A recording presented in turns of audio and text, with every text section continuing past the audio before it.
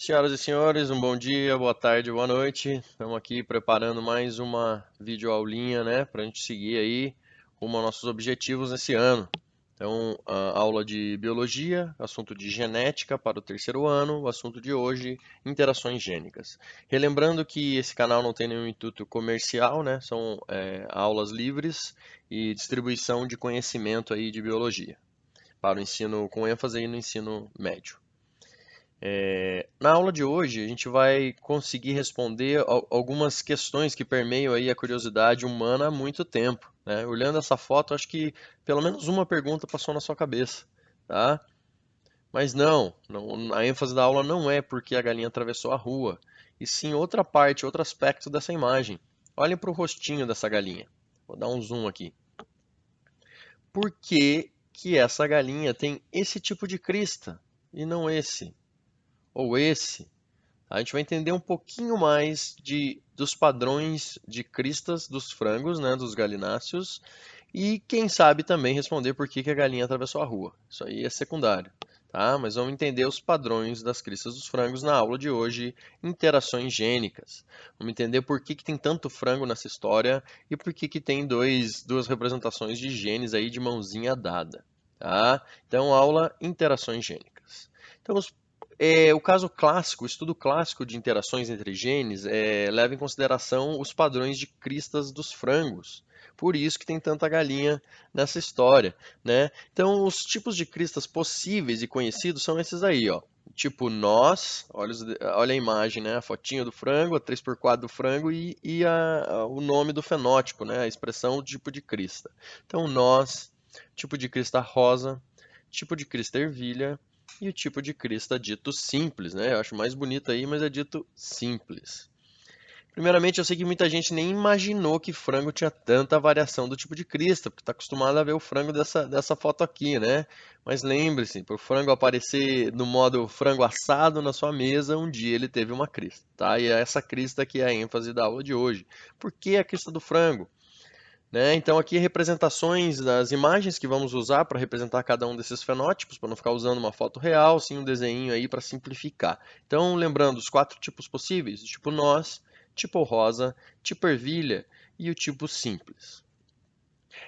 Até agora, pense um pouquinho em tudo que a gente viu de genética, o que padrão de herança explicaria quatro fenótipos diferentes para uma mesma característica? Né? Como que eu tenho quatro padrões diferentes aí? Né? Vou deixar um segundinho para vocês pensarem, de tudo que a gente viu até agora, o que que se encaixaria nessa situação?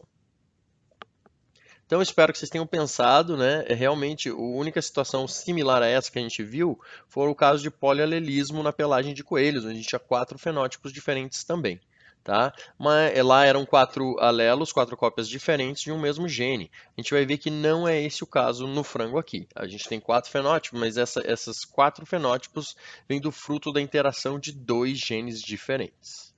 Tá? Então, os primeiros a estudarem a cabeça dos galináceos aí, que descobriram interações entre genes, foram justamente Batson e Punnett, os indivíduos das fotos aí. O Punnett vocês conhecem, já ouviram esse nome. Foi justamente nesse tipo de estudo que ele desenvolveu o seu famoso conhecido quadro de Punnett. Tá? Então, vou usar aí o quadro de Punnett, porque ele utilizou isso para descobrir que uma característica poderia ser influenciada por mais de um gene. Então, aqui na aula de hoje, a gente vai ver como mais de um gene pode gerar ou se expressar em apenas uma característica conjunta. Tá? Então é isso que acontece na crista do frango. Eles estavam estudando essa característica, lá tinham quatro fenótipos diferentes e qual era o padrão genético de herança, né, dessas características. E acabaram descobrindo, Batson e Punnett, que eram dois genes diferentes, ou que são dois genes diferentes que condicionam essa mesma característica. Né? Então vou representar um pouquinho melhor esses genes, uma imagem um pouco mais acurada, né? Ainda assim uma representação, mas um pouco mais próxima da realidade. Então lembrem-se, eu tenho dois genes em locais diferentes, em cromossomos diferentes, então eles estão marcadinhos ali em amarelo para mostrar que estão sendo expressos, e cada um deles aí vai se expressar, gerar proteínas que juntas vão condicionar a característica única de fenótipo de crista de frango. Tá? Então é isso que acontece. Então, quem são esses dois genes que interagem, né, nesse caso do frango? São o gene R e o gene E. Então, os alelos de R e E interagem na expressão dessa característica. Então, cada um desses genes, tanto R quanto E, possui dois alelos em dominância completa entre si. Então, tanto o R quanto o E vai ter o dominante e o recessivo. No caso do R é o Rzão, Rzinho. No caso do E, o Ezão, Ezinho. E agora vamos ver os fenótipos e os seus genótipos associados para entender um pouquinho mais de como esses genes interagem na formação ou na expressão dessa característica. Então, o fenótipo dito rosa, ele surge somente quando eu encontro um alelo dominante em R e nenhum dominante em E, ou seja, a expressão do dominante para R e recessivo para E. Toda vez que eu tiver expressão dominante para R e recessivo para E, eu vou ter a crista do tipo rosa. Então, os dois genótipos possíveis de uma galinha do tipo rosa é Rzão, Rzão, Ezinho, Ezinho, Rzão, Rzinho, Ezinho, Ezinho. Ou seja, nessas duas situações, nesses dois genótipos, eu tenho dominância para o gene R e recessivo para o gene E. Já o fenótipo ervilha, ele surge somente com alelo dominante em E nenhum dominante em R, ou seja, quando eu tenho a expressão dominante em E e a expressão do recessivo em R. Isso também me leva a perceber que eu vou ter dois genótipos possíveis para o fenótipo do tipo ervilha. Eu posso ter o Rzinho, Rzinho, Ezão, Ezão, ou o Rzinho, Rzinho, Ezão, Ezinho. Tá? Ambos casos levam a expressão do fenótipo ervilha.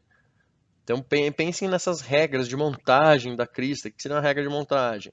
Nenhum dominante em R e dominância em E leva ao tipo ervilha. Tá? E o tipo rosa, relembrando, então, era nenhum dominante em E e um dominante em R leva ao tipo rosa. E do amor, né? A gente sabe que em genética a gente estuda baseado nos cruzamentos e nas proles para entender como que os genes são herdados. Então, a gente usa muito os cruzamentos.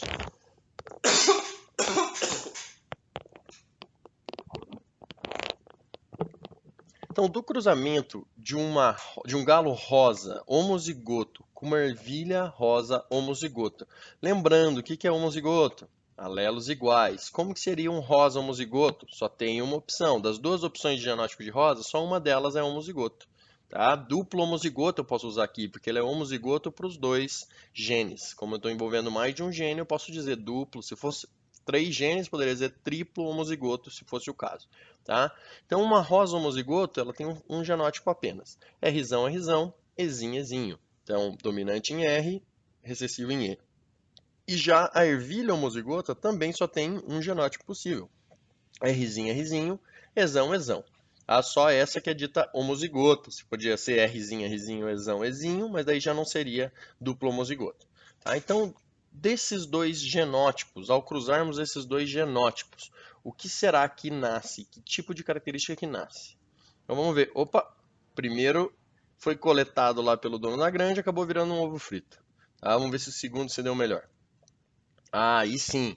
Então reparem, cruzei um homozigoto rosa, uma homozigoto ervilha, nasceu 100% da prole do tipo nós. Tá? Agora vocês já começam a pensar um pouquinho qual que é o genótipo do tipo nós. Pensem um pouquinho aí, o que você acha que é o genótipo do tipo nós? Tá? Então lembrem-se, na formação dos gametas, os genes se separam. Lembrem-se, nós e os frangos somos seres diploides. Nas células somáticas, carregamos duas cópias de cada gene. Tanto é que esse frango ali tem duas cópias do gene R, duas cópias do gene E. Ambos, né? Tem duas cópias de cada gene. Esses alelos podem ser iguais ou podem ser diferentes. Nesse caso aqui, tem duas cópias iguais do R e duas cópias iguais do E. Mas na formação de gametas, tanto de espermatozoide quanto de óvulos, esses genes se separam e para os gametas vão apenas uma cópia de cada gene, ou um alelo de cada gene. Nessa situação específica aqui de dupla homozigose nos dois parentais, cada parental só produz um tipo de gameta, certo? Que só tem uma opção de R e uma opção de E cada um. Então, no gameta vai se reduzir o material genético, levando apenas uma cópia de cada gene, apenas um alelo. Então, o pai ali só consegue mandar Rzão e Ezinho, e a mãe só consegue mandar Rzinho e Ezinho. Então, por isso que nasceram 100% do tipo nós. Porque o tipo nós, então, ele é condicionado quando? Quando eu tenho tanto dominante em R quanto dominante em E. Nesse caso aqui, ó, esse tipo nós específico, ele é um duplo heterozigoto. Por que duplo heterozigoto? Ele é heterozigoto para os dois genes em questão. Tá? Então, posso chamar ele de duplo heterozigoto. Mas o fenótipo nós também pode surgir em qualquer situação que eu tenha pelo menos um dominante em R e pelo menos um dominante em E, ou seja, quando a característica de R é dominante e a característica de E é dominante, levando aí a 4 genótipos possíveis. Posso ser Rzão, Rzão, Ezão, Ezão, ou eu posso ser Rzão, Rzinho, Ezão, Ezão. Também posso ser Rzão, Rzão, Ezão, Ezinho, quanto Rzão, Rzinho, Ezão, Ezinho, que era o caso aí do franguinho em questão, né, que nasceu lá daquele cruzamento. Então a gente tem 4 genótipos possíveis para condicionar ao fenótipo nós. E o fenótipo simples, né, que eu acho mais bonitinho aí, mais vistoso, ele surge do duplo homozigoto recessivo. Então ele é o mais raro, né? Porque ele só surge quando eu tiver recessivo em R e recessivo em E. E lembre-se, para um alelo recessivo se expressar, ele não pode estar na presença de nenhum dominante. Então vai ser quando que surge um galo de crista do tipo simples, ou uma galinha de crista do tipo simples, quando eu tiver os alelos Rzinho, Rzinho, Ezinho, Ezinho. Então, assim, a gente já entende um pouco agora de todos os genótipos possíveis desses fenótipos, né? Então, estão aqui os 4 fenótipos: crista do tipo nós, crista do tipo rosa, crista do tipo ervilha, crista do tipo simples. E seus genótipos respectivos, né? Então, para ser nós, eu tenho 4 opções. A regra é ser expressar a dominância nos dois genes, tanto em R quanto E. Posso ser Rzão, Rzão, Ezão, Ezão, Rzão, Rzinho, Ezão, Ezão, Rzão, Rzão, Ezão, Ezinho, ou Rzão, Rzinho, Ezão, Ezinho. Para o tipo rosa, dominância em R, recessivo em E. Então posso ser Rzão, Rzão, Ezão, Ezinho, ou Rzão, Rzinho, Ezinho, Ezinho. Tipo ervilha, quando eu tenho dominância no gene E recessividade no gene R. Então as opções, né, de genótipo é Rzinho, Rzinho, Ezão, Ezão, ou Rzinho, Rzinho, Ezão, Ezinho. E o tipo simples, totalmente recessivo, recessivo tanto para R quanto para E, única opção de genótipo é Rzinho, Rzinho, Ezinho, Ezinho. Então agora podemos tentar. Por que a galinha ervilha atravessou a rua? Para encontrar com o amor da sua vida, o galo rosa.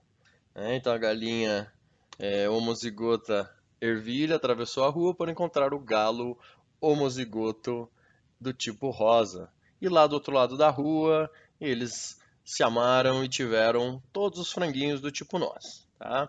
Um desses filhinhos, um desses pintinhos cresceu e acabou se apaixonando por uma galinha também do tipo nós, com genótipo idêntico ao seu.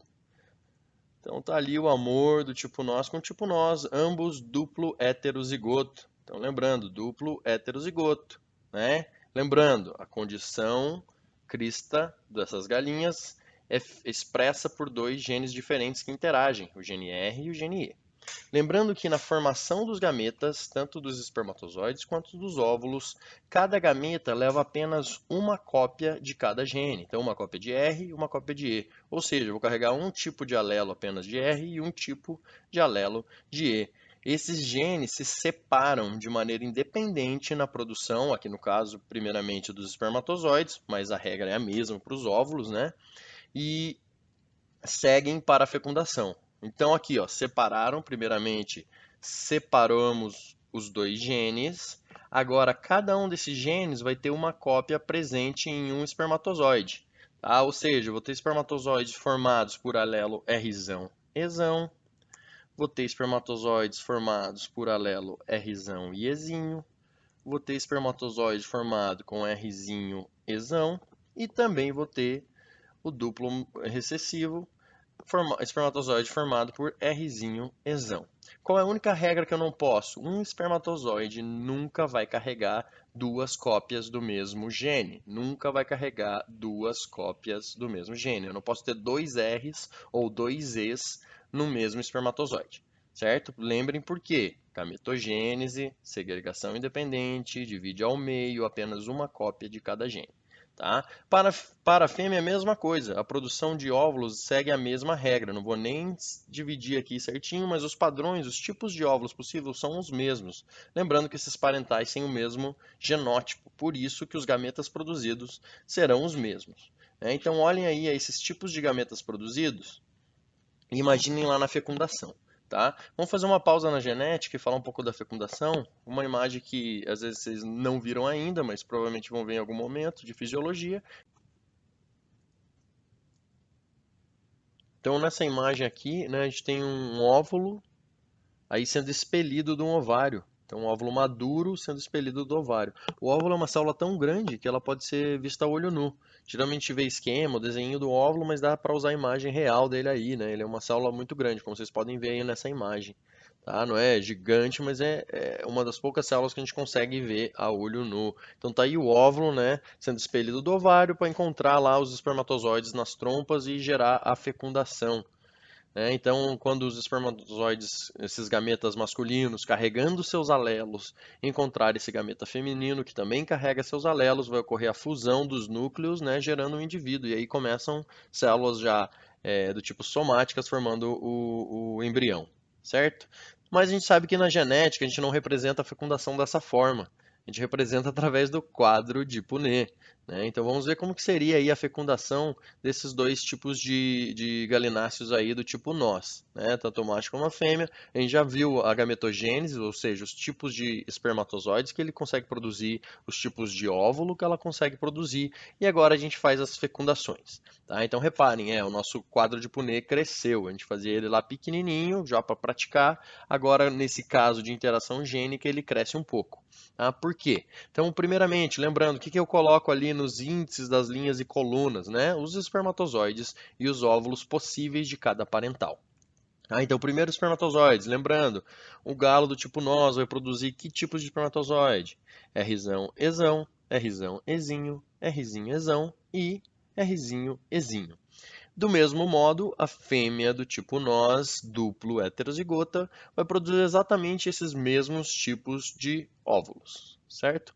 Então agora no quadro de Punnett eu vou preenchendo, eu vou juntando, fazendo cada tipo de fusão possível de núcleo. É como se aqui, se vier esse espermatozoide aqui, preencher todas essas linhas, né? Então primeiramente preenche as linhas com os espermatozoides,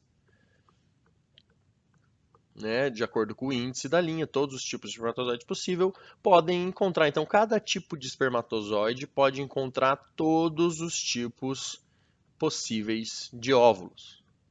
Então, preencha agora com os óvulos. Cada quadro aqui no meio, cada uma dessas células dessa tabela representa uma possível fecundação. Tá? E é daqui que vai gerar os fenótipos possíveis. Então aí o que eu tenho? Olhem aí as fecundações, Rzão, Rzão, Ezão, Ezão, Rzão, Rzão, Ezão, Ezinho e assim sucessivamente. Agora aqui no embrião já não importa mais o que veio do pai e o que veio da mãe. Importa sim a expressão de cada um desses genes, Tenho aqui dois genes, gene E e gene R, o que vai se expressar? Então reparem nesse que eu estou marcando aqui. Nesse carro é Rzão, é Rzinho. Quem que vai se expressar? Nesse caso é o dominante, é Rzão. Então você dominante para Rzão e aqui no E você também dominante para o E. Tá? Então nesse caso essa célula aqui vai gerar um indivíduo dominante para as duas condições. Tá? Então agora a partir dessa tabela vamos tentar ver a quantidade dos fenótipos produzidos dessa cruz ali dos duplo heterozigotos do tipo nós. Vamos ver qual a proporção de cada fenótipo produzido. Tá? Então vou marcar já aqui com a fotinho todos esses. Então vamos lá, qual que é a regra para ser do tipo nós? Ter dominante tanto em R quanto em E. Então agora eu já marco com nós todo mundo que tem dominante em R, dominante em E, dominante em R, dominante em E, dominante em R, dominante em E, e assim sucessivamente. Tá? Marco todo mundo.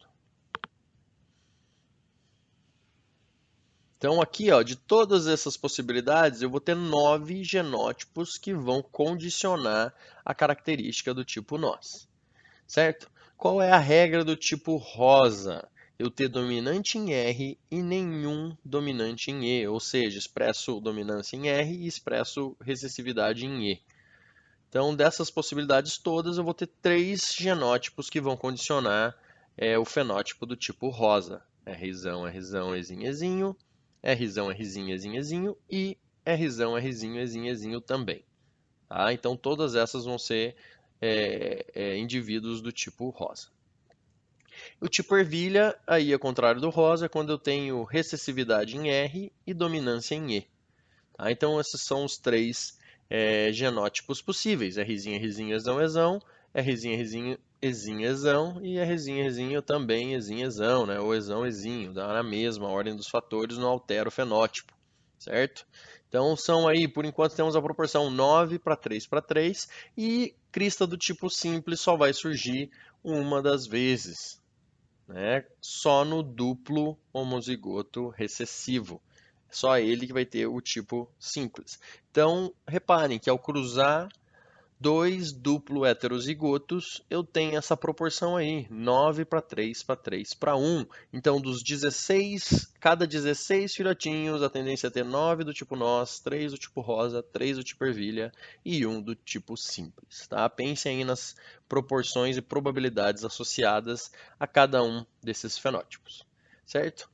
Então, acho que agora deu para entender um pouco como a distribuição do gene R e do gene E forma os diferentes padrões dos tipos de crista de galinhas. Alguma dúvida?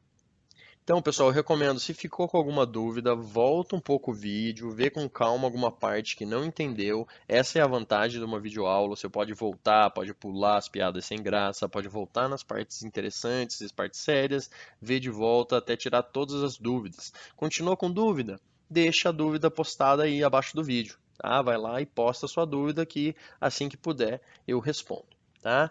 E seguimos aí, após tirarem todas as dúvidas, vamos praticar um pouquinho.